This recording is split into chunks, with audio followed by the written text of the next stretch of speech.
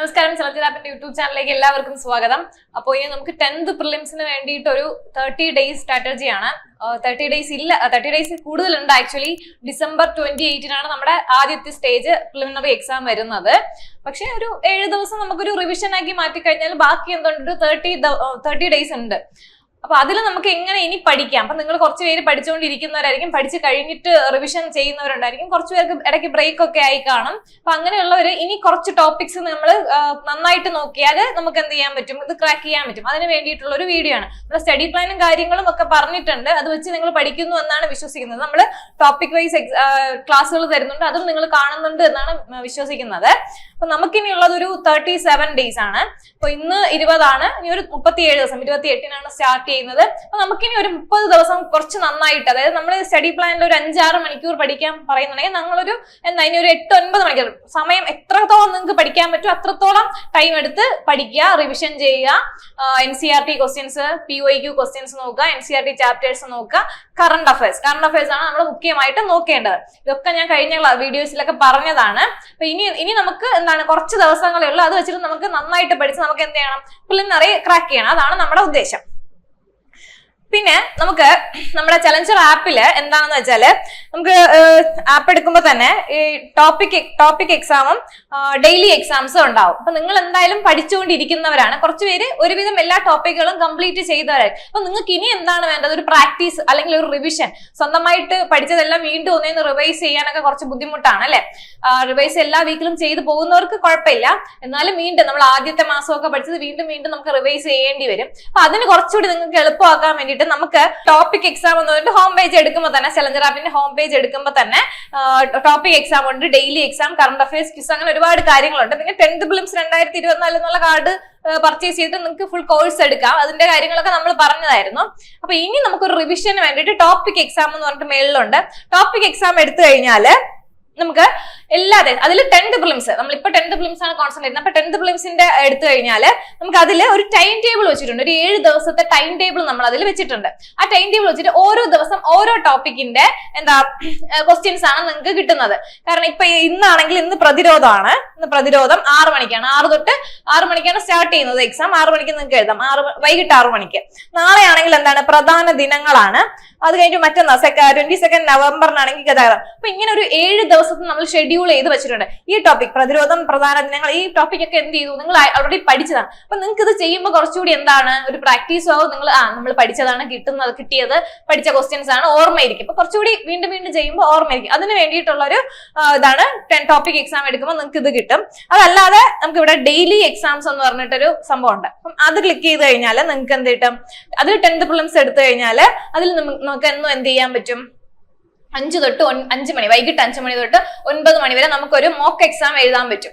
Mock exam എഴുതി കഴിഞ്ഞാൽ എന്താണ് പ്രയോജനം എന്ന് ചോദിച്ചു കഴിഞ്ഞാല്, നമ്മള് ബാക്കിയുള്ളവരുമായിട്ട് നമുക്ക് കോമ്പീറ്റ് ചെയ്യാൻ പറ്റുന്നുണ്ട്. എന്ന് വെച്ചാല് കേരളത്തിലുള്ള എല്ലാ വിദ്യാർത്ഥികളും, എഴുതുന്ന എല്ലാ വിദ്യാർത്ഥികളും, അപ്പൊ നമുക്കതിന് നമ്മൾ എവിടെ നിൽക്കുന്ന ഒരു നിലവാരം അറിയാൻ പറ്റും. ഓക്കെ, അപ്പൊ സാധാരണ നമ്മൾ വീട്ടിലിരുന്ന് ചെയ്യുമ്പോൾ നമുക്ക് മാർക്ക് കിട്ടുന്നു, നമുക്ക് ശരിയാണ്, ഓക്കെ, അത് പോകുന്നുണ്ട്. അപ്പൊ നമുക്ക് ഈ എക്സാം എഴുതുമ്പോൾ ബാക്കിയുള്ള ഉദ്യോഗാർത്ഥികളുമായിട്ട് നമ്മൾ ഏത് ലെവലിൽ നിൽക്കുന്നു എന്നുള്ള ഒരു സംഭവം നമുക്ക് മനസ്സിലാക്കാൻ പറ്റും. അതിനും കൂടി വേണ്ടിയിട്ടാണ് നമ്മൾ ഈ മോക്ക് എക്സാംസ്, അതാണ് 5 മണി തൊട്ട് 9 മണി വരെ നിങ്ങൾക്ക് എഴുതാൻ പറ്റും.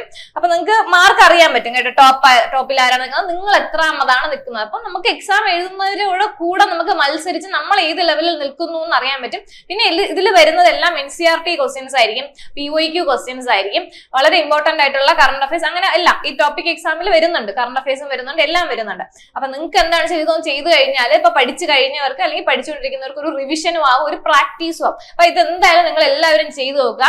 അപ്പം എല്ലാ റാങ്ക് ലിസ്റ്റിൽ വരുന്ന എല്ലാവർക്കും എന്താണ്, ഇങ്ങനെയുള്ള ചെയ്തിട്ടാണ് എല്ലാവരും റാങ്ക് ലിസ്റ്റിൽ വരുന്നത്. അപ്പം പരീക്ഷ 5 തൊട്ട് 9 മണി വരെയാണ് ഡെയിലി എക്സാം. 9 മണിയാകുമ്പോൾ പരീക്ഷ അവസാനിക്കും. അതിനുശേഷം നമുക്ക് നമ്മുടെ സ്കോറും കാര്യങ്ങളും ഒക്കെ അറിയാൻ കഴിയും. ഓക്കെ, പിന്നെ പ്രധാനമായിട്ട് പറയേണ്ടത് എക്സാം ഡേറ്റ്സ് ആണ്. അപ്പൊ നിങ്ങൾ അറിഞ്ഞിട്ടുണ്ടാവും, എന്നാലും ഞാൻ ഒന്നുകൂടെ പറയാണ്.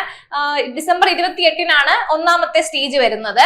അപ്പൊ അടുത്ത മാസം, ഇന്ന് 20 ആണ്, November 20, അടുത്ത മാസം December 28. അപ്പൊ അതാണ് ഞാൻ പറഞ്ഞ ഒരു 30 ദിവസം കൂടെ ഉള്ളൂ ഇനി. അപ്പൊ അത് മിസ്സാക്കാതെ, ആ ദിവസം 30 ദിവസം മിസ്സാക്കാതെ നന്നായിട്ട് പഠിക്കുക, ഉഴപ്പിക്കളയരുത്, നന്നായിട്ട് പഠിക്കുക. പഠിക്കുന്ന കാര്യങ്ങൾ വളരെ വ്യക്തമായി പഠിച്ചു തന്നെ പോകണം. അപ്പോൾ December 28 stage 1, stage 2 January 11, stage 3 January 25 ആണ്. ഓക്കെ, അപ്പൊ ഇതിന്റെ മെയിൻസും അതും കാര്യങ്ങളൊക്കെ നമ്മൾ നേരത്തെ പറഞ്ഞിട്ടുണ്ട്. അപ്പൊ ഇത്രയും സ്റ്റേജ് ആണ് വന്നിട്ടുള്ളത് പ്രിലിമിനറി. അപ്പൊ ചിലപ്പോൾ ഇനി ഒരു സ്റ്റേജ് കൂടി ഉണ്ടാവും. ഡിസംബർ 28, ജനുവരി 11, ജനുവരി 25. അതൊന്നും നോക്കണ്ട, നമുക്ക് ഡിസംബർ 28 30 ദിവസമേ ഉള്ളൂ എന്ന് വെച്ച് തന്നെ അങ്ങ് പഠിക്കുക. പിന്നെ സിലബസിന്റെ കാര്യങ്ങളും ബാക്കിയൊന്നും ഞാൻ പറയുന്നില്ല, ഇതൊക്കെ നേരത്തെ പറഞ്ഞത് തന്നെയാണ്. ഇതിൽ കുറച്ച് ഇമ്പോർട്ടന്റ് ആയിട്ടുള്ള ടോപ്പിക്കുകൾ, അതായത് GK-യിൽ നിങ്ങൾ മെയിൻ ആയിട്ടുള്ള എല്ലാ ടോപ്പിക്കുകളും അത്യാവശ്യം നോക്കിയിട്ട് വെറുതെ നോക്കിയിട്ട് കാര്യമില്ല. ഒരു ക്വസ്റ്റ്യൻ നമ്മൾ പഠിക്കുമ്പോൾ എന്തെങ്കിലും ഒരു ടോപ്പിക്കിനെ പറ്റി പഠിക്കുമ്പോൾ വളരെ വ്യക്തതയോടെ പഠിക്കുക, അത് കുറച്ച് ഡീപ്പായിട്ട് പഠിക്കുക. കാരണം എന്താണെന്ന് വെച്ചാൽ നമ്മൾ ഒരു ടോപ്പിക്ക് പഠിച്ചിട്ട് പോയിട്ട് നമ്മൾ എക്സാം ഹാളിൽ ചെല്ലുമ്പോൾ നമുക്ക് ആ ടോപ്പിക്കിലെ ക്വസ്റ്റ്യൻ തന്നെയാണ് വരുന്നത്. പക്ഷെ അത് സ്റ്റേറ്റ്മെന്റ് ക്വസ്റ്റ്യൻ ആയതുകൊണ്ട് നമുക്കത് അറ്റൻഡ് ചെയ്യാൻ പറ്റില്ല. ഇതാണോ അതാണോ ഒരു കൺഫ്യൂഷൻ വരും. അപ്പൊ നമ്മൾ പഠിച്ചു, പക്ഷെ അത് നമുക്ക് അറ്റൻഡ് ചെയ്യാൻ പറ്റിയില്ല. അങ്ങനെ ഒരു അവസ്ഥ വരരുത്. അതുകൊണ്ടാണ് ഞാൻ പറയുന്നത് വളരെ വ്യക്തമായിട്ട് പഠിക്കുന്ന കാര്യങ്ങൾ ഡീപ്പായിട്ട്. ഇനി അതിൽ നിന്ന് എവിടെ നിന്ന് ചോദിച്ചാലും എഴുതാൻ പറ്റുന്ന തരത്തിലായിരിക്കണം നമ്മൾ ഒരു ടോപ്പിക്ക് കവർ ചെയ്ത് പോവേണ്ടത്. ഓക്കെയാണ്. ഇപ്പൊ നദികൾ അല്ലെങ്കിൽ വന്യജീവി സങ്കേതങ്ങൾ, അപ്പൊ ഒരു സംഭവം പഠിക്കുമ്പോൾ അത് കറക്റ്റ് ആയിട്ട് പഠിക്കുക. ഇനി അതിൽ നിന്ന് എന്ത് ചോദിച്ചാലും എഴുതാൻ പറ്റണം. നിങ്ങൾ വളരെ 10th പ്രിലിംസ് ആയതുകൊണ്ട് വളരെ എളുപ്പമായിരിക്കും. അല്ലെങ്കിൽ ഇപ്പൊ LGSന്റെ ക്വസ്റ്റ്യൻ നിങ്ങൾ കണ്ടല്ലോ, അത് അതിന്റെ കറണ്ട് അഫയേഴ്സും അതിന്റെ ലെവലും എത്രത്തോളം ഉണ്ട് എന്ന് കണ്ടല്ലോ. അപ്പൊ 1 വേർഡ് ക്വസ്റ്റ്യൻസ് അങ്ങനെ എളുപ്പമുള്ളതായിരിക്കും. 10th അല്ലേ, ഡിഗ്രി ഒക്കെ അല്ലേ വലിയ ക്വസ്റ്റ്യൻസ് വരുള്ളൂ. അങ്ങനെയൊന്നും വിചാരിച്ച് പോകരുത്. നല്ല സ്റ്റാൻഡേർഡ് ക്വസ്റ്റ്യൻ വിചാരിച്ച് പോവാൻ.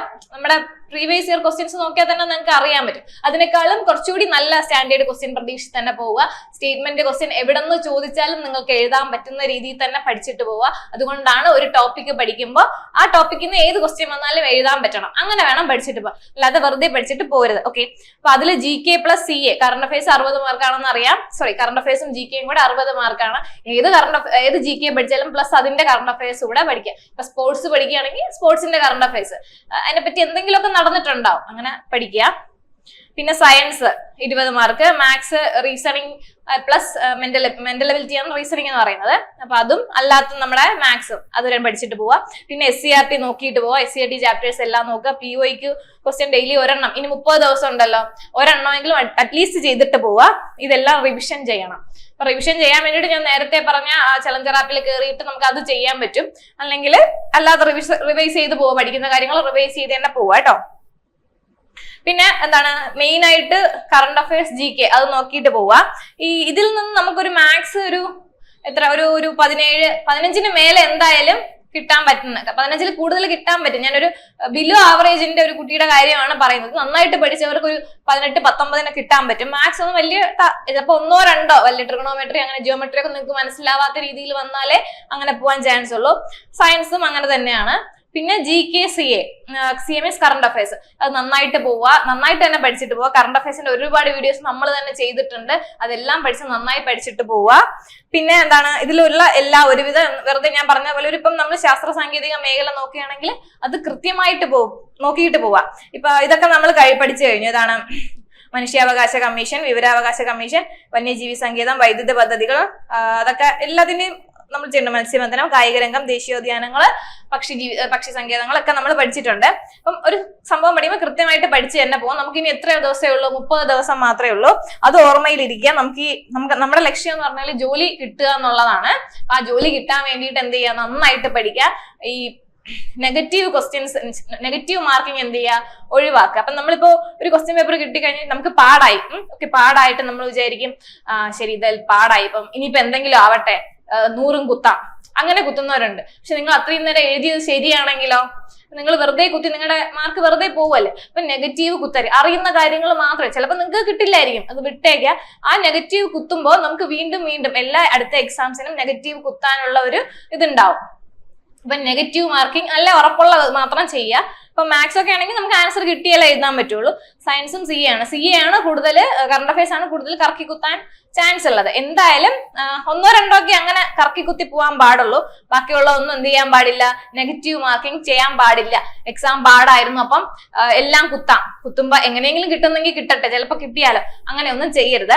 ഇത് പ്രിലിമിനറി കയറി കഴിഞ്ഞാൽ നമുക്കിനി മെയിൻസ് എക്സാം ഉണ്ട്. ഓക്കെ, നമുക്ക് സെക്രട്ടേറിയറ്റ് OA ഉൾപ്പെടെയുള്ള നല്ല പോസ്റ്റുകളിലേക്കുള്ള ഒരു എക്സാം ആണ് ഈ 10th പ്രിലിംസ് എന്ന് പറയുന്നത്. സോ അതുകൊണ്ട് അത് നന്നായിട്ട് അതിനെ വലിയ ഗൗരവമായിട്ട് തന്നെ എടുക്കുക. ചെറിയ 10th പ്രിലിംസ് ആണെന്ന് പറഞ്ഞാൽ അങ്ങനെ കളയരുത്, വളരെ ഗൗരവമായിട്ട് എടുക്കുക. എക്സാം നല്ല സ്റ്റാൻഡേർഡ് ക്വസ്റ്റ്യൻസ് ആയിരിക്കും. നിങ്ങൾക്ക് LGS കഴിഞ്ഞപ്പോൾ മനസ്സിലായിട്ടുണ്ടാവും. സോ അതുകൊണ്ട് നന്നായിട്ട് പഠിക്കുക. Thank you.